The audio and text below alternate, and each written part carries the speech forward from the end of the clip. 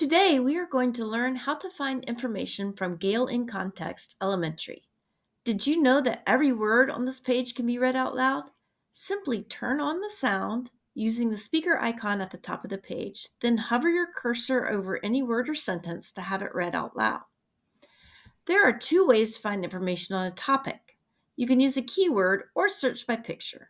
To use a keyword, type your topic into the search box at the top left of the home page. If I want to learn about bats, I would type in the word bats here and hit enter. This leads me straight to the page on bats. The second way you can do it is I can use the words and pictures on the home page to choose the topic I am interested in and click on the image. If I'm interested in bats, I will choose animals. When I get to this page, it allows me to choose from these words. Bats are a type of mammal, so I will choose mammals.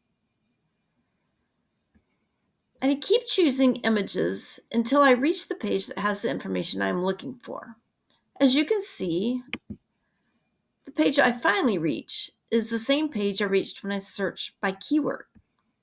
This page will have articles I can read, quick facts about my topic.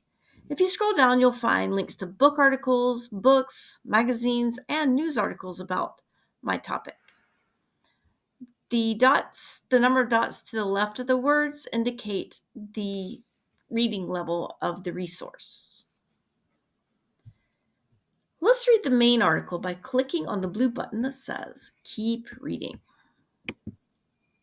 Here, you can choose your reading level at the top of the article. If you want the article read out loud, click on the speaker icon on the top right corner of the article. You can change the size of the letters by using these buttons. If you scroll down, when you reach the bottom of the article, you will find the citation that you can easily copy, or you can send it to Noodle Tools or your Google Drive. I encourage you to explore Gale in Context Elementary to become familiar with all the features. Being familiar with how to use this database will make your research a lot easier.